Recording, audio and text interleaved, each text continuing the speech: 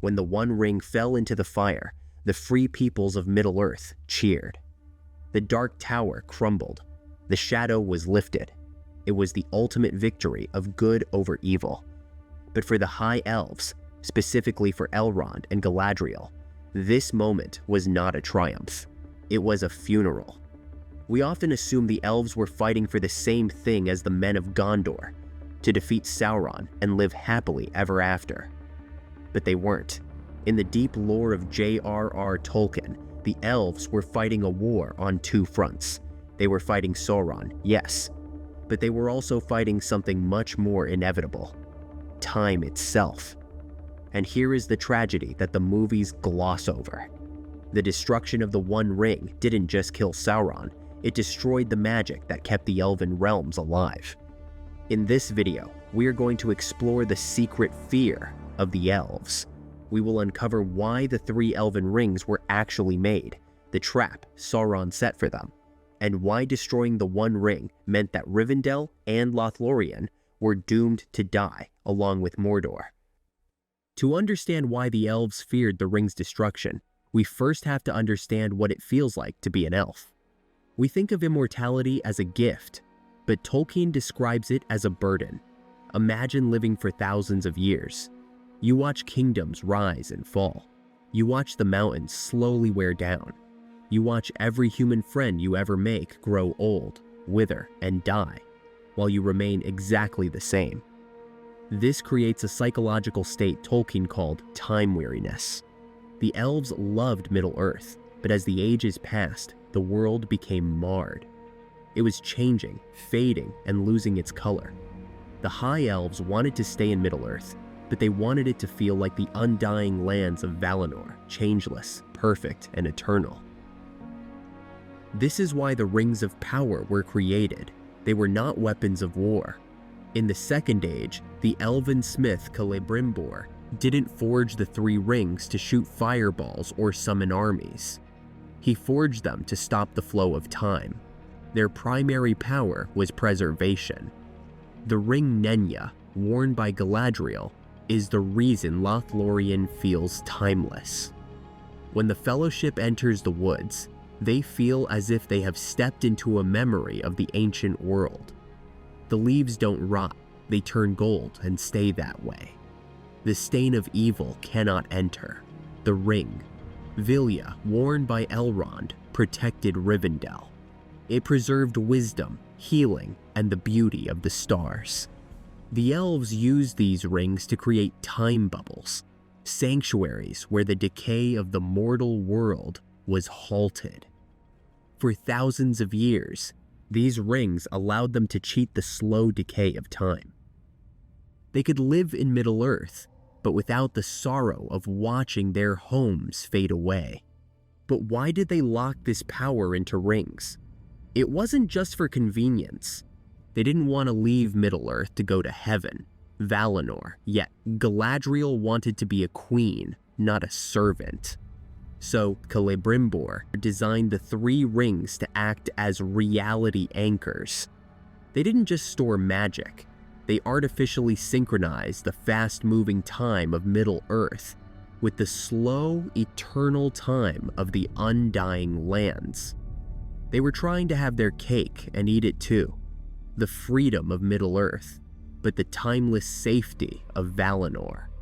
And the rings were the only machines strong enough to hold that paradox together. We all know the rhyme, one ring to rule them all, but we often misunderstand the mechanics. Sauron taught Celebrimbor how to make the rings. Even though Sauron never touched the 3 elven rings, they were still made using his blueprint. They were part of his operating system. When Sauron forged the One Ring, he created a master control. The One Ring was designed to bind all other magic to itself. This created a terrible dilemma for the Elves. In the Second Age, the moment Sauron put the One Ring on his finger, the Elves heard him.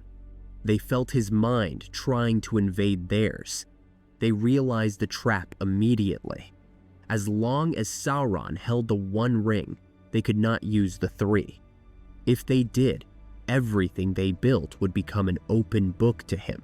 So, for an entire age, they took their rings off, they hid them, and without the rings, their realms began to fade. It was only when Isildur cut the ring from Sauron's hand that the elves were free. With the one ring lost, the master signal was quiet. Galadriel and Elrond were finally able to use their rings safely. For 3,000 years, the entire Third Age, Rivendell and Lothlorien flourished, only because the One Ring was lost. The power of the three held back the decay of time. But this safety was built on a fragile foundation, and Elrond knew it. This brings us to the Council of Elrond. There is a moment in the book that is absolutely heartbreaking, yet often overlooked. Gloin the dwarf asks a question. He asks what would happen to the 3 elven rings if the One Ring is destroyed. Elrond's answer is heavy with sorrow. He admits that they don't know for sure, but they have a strong guess. He says, "When the one has gone, the 3 will fail, and many fair things will fade and be forgotten." This is the core of the tragedy. The 3 rings are tied to the One. They run on the same frequency. If you destroy the source, you destroy the signal. If Frodo fails, Sauron wins, and the elves are destroyed or enslaved. If Frodo succeeds, the One Ring is unmade. The power of the 3 rings will vanish. The time bubbles will pop. The moment the ring melts in Mount Doom, the magic preserving Lothlorien and Rivendell will evaporate. Time will come rushing back in like a flood. The golden leaves will rot. The buildings will crack. The feeling of magic will dissipate. Galadriel knew this. When Frodo offered her the ring, she wasn't just tempted by power. She was tempted by salvation. With the One Ring, she could overthrow Sauron and keep her realm timeless. She could save her people from fading. Refusing the ring was her acknowledging that her time was over. She explicitly says, "I pass the test. I will diminish and go into the West." In the movies, we see the elves leaving. It feels sad but noble. But in the lore, the reality for those who stayed was much bleaker. The Fourth Age began the dominion of men. Without the 3 rings, the High Elves could no longer sustain their physical bodies against the weariness of the world. Those who didn't get on the boats didn't just live normal lives. They faded. Eventually, their spirits would consume their bodies, and they would become invisible to the eyes of men, wandering spirits haunting the woods, becoming mere myths and ghost stories. But the most painful example of this loss is Arwen. Remember, she gave up her immortality, so she didn't fade like the others. She had to face death as a mortal. After Aragorn died, she went to Lothlorien to lay down and pass away. But when she arrived, she found the land ruined. With Galadriel gone and her ring powerless, the timeless magic was gone. The Malern trees were decaying. The light had vanished. She died alone on a hill in a gray, silent forest. It is a stark reminder.